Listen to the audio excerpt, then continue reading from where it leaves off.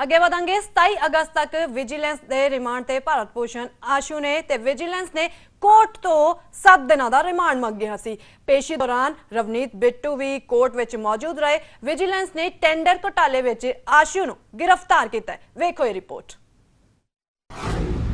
पहला नप्पी गई धर्म सोध दी पै, फिर गिलजियां ते लटकी गिरफ्तारी दी तलवार, ते हुण सलाखा पिछे पहुंचे आशू।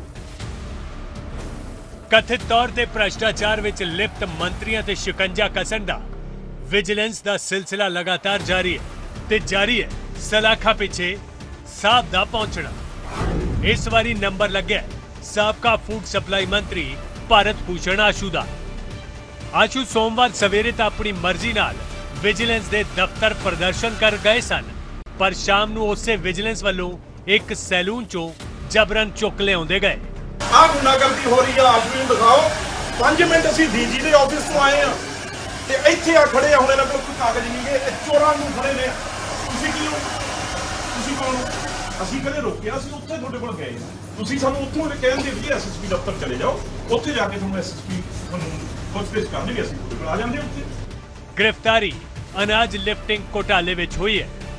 आशू ते साबका फूड सप्लाई मंत्री रहिंदियां भ्रष्टाचार दे इल्जाम ने। विजिलेंस दा कहना है कि गुरप्रीत सिंह नां दे एक शख्स दी शिकायत ते उन्हां खिलाफ FIR दर्ज की गई। 16 अगस्त नूं दर्ज शिकायत के आधार ते आशू की गिरफ्तारी की गई है। IPC की धारा 420, 409, 467, 468, 471 ਅਤੇ 120 के तहत उन्हां की गिरफ्तारी हुई है। भ्रष्टाचार रोकू एक्ट दियां भी आशू ते धारावां लगाईयां गईयां ने।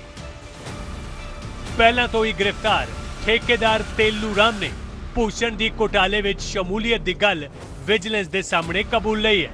आशू ते अपने PA मीनू मल्होत्रा के जरिए रिश्वत लैण के इल्जाम ने।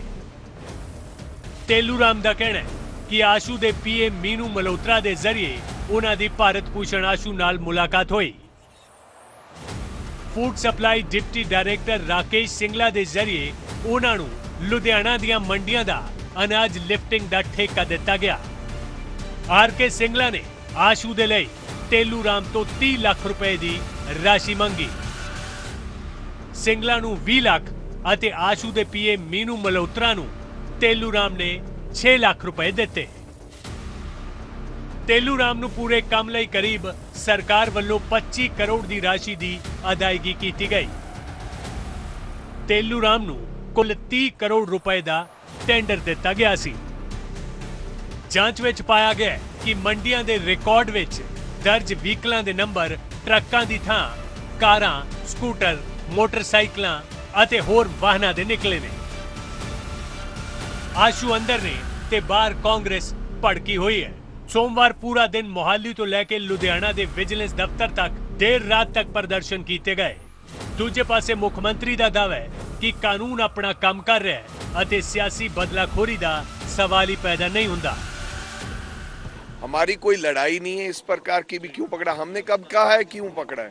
आपने देखा होगा रात को लोगों ने धरना दिया था। हमने कहा कि भाई धरना उठाइए, हम सामने बैठेंगे, हम किसी के काम में किसी के काम का कोई विरोध नहीं करेंगे, लेकिन पंजाब की जनता को ये बताने का काम करेंगे कि जिस प्रकार से ये कार्य और काम हो रहा है ये तरीका सही नहीं है। देखो ताकत किसी व्यक्ति ਨੂੰ ਦਿਖਾਉਣਾ ਇਹਨੂੰ ਵਾਲ ਕੱਟਦੇ ਨੂੰ ਫੜ ਲਿਆ ਜਾਂ ਜਾਣਬੁੱਝ ਕੇ ਘਰ ਦੀ ਤਲਾਸ਼ੀ ਲੈਣੀ, घर दियां जवाकड़ियां निक्कियां निक्कियां कुड़ियां 18-20 साल दियां दे कपड़े फरोलने, वो फरोल के सिट्टे जाने कोई चंगी गल नहीं है। ते ये सब करन दे बावजूद थोनू 1 रुपया ना मिलिया होवे ते थोड़ी मर्जी है, कोई गल नहीं। हम हर व्यक्ति कहते कि हम कोई गुनेगार नहीं है। भाई किसी आपदे साथी का साथ देना जे गुनाह है तो फिर ठीक है, जे साथी का साथ देन ते सकंजा कसिया जाऊगा तो फिर कोई गल नहीं, फिर की गल है? कानून अपना काम कर रहे। असी जिस वेले वोटां मंग रहे सी लोकां तो, मुहल्लियां 'च जा रहे सी, अरविंद केजरीवाल जी दे नाल असी ਸ਼ਹਿਰਾਂ ਜਾ ਰਹੇ ਸੀ, ਕਸਬਿਆਂ ਜਾ ਰਹੇ ਸੀ, ਰੋਡ ਸ਼ੋਅ ਕਰ ਰਹੇ ਸੀ। ਅਸੀਂ ਨਾਲ ਇਹ ਵੀ ਕਹਿ ਰਹੇ ਸੀ ਕਿ ਜਿਨ੍ਹਾਂ ਨੇ ਪੰਜਾਬ ਦਾ ਖਜ਼ਾਨਾ ਲੁੱਟਿਆ ਉਹ ਉਹਨਾਂ ਤੋਂ 1-1 ਰੁਪਈਏ ਦਾ ਹਿਸਾਬ ਲਵਾਂਗੇ। ਸੋ ਇਹ ਜਿਹੜੀਆਂ ਗ੍ਰਿਫਤਾਰੀਆਂ ਨੇ ਇਹ ਉਸੇ ਹਿਸਾਬ ਲੈਣ ਦੀ ਸਿਲਸਿਲੇ ਦੇ ਵਿੱਚ ਹੀ ਕੜੀ ਦਾ ਹਿੱਸਾ ਨੇ। ਕਾਨੂੰਨ ਆਪਣਾ ਕੰਮ ਕਰ ਰਿਹਾ ਹੈ ਕਿ ਕਿੰਨਾ ਵੱਡਾ ਘੁਟਾਲਾ ਹੋਇਆ ਔਰ ਉਹਦੇ 'ਚ ਕੌਣ-ਕੌਣ ਅਫਸਰ, ਕਿਹੜੇ-ਕਿਹੜੇ ਪੋਲੀਟੀਕਲ ਲੋਕ ਇਨਵੋਲਵ ਸੀ। ਕੱਲ ਹੀ ਤੁਸੀਂ ਦੇਖਿਆ ਹੋਣਾ ਕਿ ਬਰਾਬਰ ਠੇਕੇਦਾਰ ਵੀ ਆਏ ਹੋਏ ਸੀ, ਉਹ ਲੇਬਰ ਵਾਲੇ ਜਿਨ੍ਹਾਂ ਨਾਲ ਧੱਕਾ ਹੋਇਆ।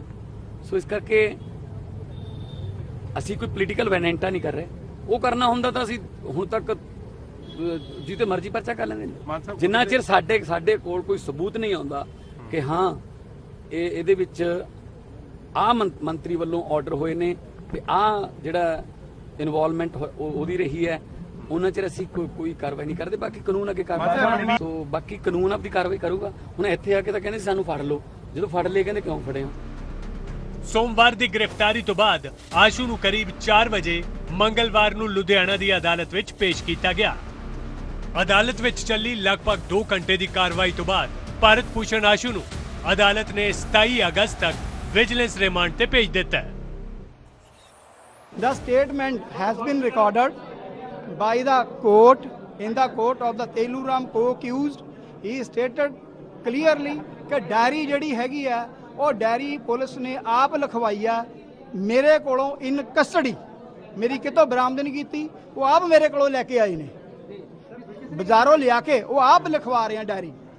ਤਾਂ ਕੀ ਤੇਲੂਰਾਮ ਜਿਹੜੀ ਸਟੇਟਮੈਂਟ ਪਹਿਲਾਂ ਆ ਰਹੀ ਸੀ ਕਿ 30 ਲੱਖ ਦੀ ਰਿਸ਼ਵਤ ਦਿੱਤੀ, ਉਹ ਸਾਰੀ ਇਹਨਾਂ ਦੀ ਆਪ ਦੀ ਬਣਾਈ ਹੋਈ ਆ। ਉਹ ਕਹਿੰਦਾ ਮੈਂ ਕੋਈ ਰਿਸ਼ਵਤ ਨਹੀਂ ਦਿੱਤੀ, ਉਹਨੇ ਕੋਰਟ 'ਚ ਕਿਹਾ ਅੱਜ, ਮੈਂ ਕਦੇ ਮੰਤਰੀ ਨੂੰ ਮਿਲਿਆ ਨਹੀਂ। ਉਹਨਾਂ ਨੇ ਇਹ ਵੀ ਕਿਹਾ ਤੇਲੂਰਾਮ ਨੇ ਕੋਰਟ 'ਚ। ਦਿਸ ਕੰਟੈਂਸ਼ਨ ਅਗੇਨ ਹੈਜ਼ ਬੀਨ ਰਿਕਾਰਡਡ। ਇਹਦਾ ਦਾਵਾ ਕੀਤਾ ਜਾ ਰਿਹਾ ਸੀ, ਉਹ ਕਹਿੰਦਾ ਨਹੀਂ ਮਿਲਿਆ ਮੈਂ, ਉਹ ਕਹਿੰਦਾ ਮੈਂ ਨਹੀਂ ਮਿਲਿਆ, ਉਹਨੇ ਇਹੀ ਲਿਖਾਇਆ ਵਾ। ਤੁਹਾਡੇ ਕੋਲ ਸਟੇਟਮੈਂਟ ਦੀ ਕਾਪੀ ਅਸੀਂ ਪ੍ਰੈਸ ਨੋਟ ਵੀ ਦੇਵਾਂਗੇ।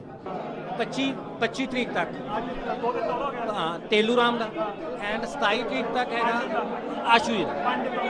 ਆਸ਼ੂ 4 ਦਿਨ ਉਹਨਾਂ ਤੇ ਡਿਟੇਲ ਦੇ ਨਾਲ ਪੁੱਛਗਿੱਛ ਕੀਤੀ ਜਾਏਗੀ। 27 ਅਗਸਤ ਨੂੰ ਦੁਬਾਰਾ ਉਹਨਾਂ ਨੂੰ ਇਸੇ ਕੋਰਟ ਦੇ ਵਿੱਚ ਪੇਸ਼ ਕੀਤਾ ਜਾਏਗਾ। ਤਦ ਉਸੇ ਦਿਨ ਵਿਜੀਲੈਂਸ ਦੇ ਵੱਲੋਂ ਕੀ ਕੁਝ ਪੱਖ ਰੱਖੇ ਜਾਂਦੇ ਨੇ, ਕੀ ਕੁਝ ਡਿਟੇਲ ਸਾਂਝੀ ਕੀਤੀ ਜਾਂਦੀ ਹੈ ਕਿ ਇਸ ਪੁੱਛਗਿੱਛ ਦੇ ਦੌਰਾਨ ਕੀ ਕੁਝ ਨਿਕਲ ਕੇ ਸਾਹਮਣੇ ਆਇਆ, ਕੜੀਆਂ ਕਿੱਧਰ ਜੁੜਦੀਆਂ ਨੇ। ਕਿਉਂਕਿ ਸਰਕਾਰ ਦੇ ਵੱਲੋਂ ਖਾਸ ਤੌਰ ਤੇ ਮੁੱਖ ਮੰਤਰੀ ਦੇ ਵੱਲੋਂ ਵਾਰ-ਵਾਰ ਇਹੀ ਗੱਲ ਆਖੀ ਜਾ ਰਹੀ ਹੈ ਕਿ ਜਿਹੜਾ ਵੀ ਕੋਈ ਦੋਸ਼ੀ ਹੈਗਾ ਪਿਛਲੀ ਸਰਕਾਰ ਦਾ, ਖਾਸ ਤੌਰ ਤੇ ਜਿਹੜਾ ਵੀ ਮੰਤਰੀ ਘੁਟਾਲੇ ਦੇ ਵਿੱਚ ਸੰਲਿਪਤ ਹੈਗਾ, ਉਸ ਨੂੰ ਕਿਸੇ ਵੀ ਕੀਮਤ ਉੱਤੇ ਬਖਸ਼ਿਆ ਨਹੀਂ ਜਾਏਗਾ, ਉਸ ਨੂੰ ਕਿਸੇ ਵੀ ਕੀਮਤ ਉੱਤੇ ਛੱਡਿਆ ਨਹੀਂ ਜਾਏਗਾ। ਤਾਂ ਕਾਂਗਰਸ ਦੇ ਵੱਲੋਂ ਇਸ ਨੂੰ ਬਦਲਾਖੋਰੀ ਦੀ ਰਾਜਨੀਤੀ ਆਖਿਆ ਜਾ ਰਿਹਾ, ਤਾਂ ਸਰਕਾਰ ਦੇ ਵੱਲੋਂ ਇਹ ਆਖਿਆ ਜਾ ਰਿਹਾ ਕਿ ਜਿਨ੍ਹਾਂ ਲੋਕਾਂ ਨੇ ਪੰਜਾਬ ਦੇ ਲੋਕਾਂ ਦਾ ਪੈਸਾ ਲੁੱਟਿਆ ਉਹਨਾਂ ਨੂੰ ਅਸੀਂ ਬਖਸ਼ਾਂਗੇ ਨਹੀਂ। ਤਾਂ ਕੁੱਲ ਮਿਲਾ ਕੇ 27 ਅਗਸਤ ਤੱਕ ਭਾਰਤ ਭੂਸ਼ਣ ਆਸ਼ੂ ਵਿਜੀਲੈਂਸ ਦੇ ਰਿਮਾਂਡ ਤੇ ਨੇ। 4 ਦਿਨ ਵਿਜੀਲੈਂਸ ਦੇ ਵੱਲੋਂ ਉਹਨਾਂ ਤੋਂ ਡਿਟੇਲ ਦੇ ਨਾਲ ਪੁੱਛ ਪੜਤਾਲ ਕੀਤੀ ਜਾਏਗੀ। 4 ਰਾਤਾਂ ਉਹਨਾਂ ਨੂੰ ਵਿਜੀਲੈਂਸ ਦੀ ਨਿਗਰਾਨੀ ਦੇ ਹੇਠ ਹੀ ਕੱਟਣੀਆਂ ਪੈਣਗੀਆਂ। ਕੈਮਰਾ ਪਰਸਨ ਜਗਰੂਪ ਦੇ ਨਾਲ ਪਤਰਾ ਸਮਸੀ, PTC ਨਿਊਜ਼ ਲੁਧਿਆਣਾ।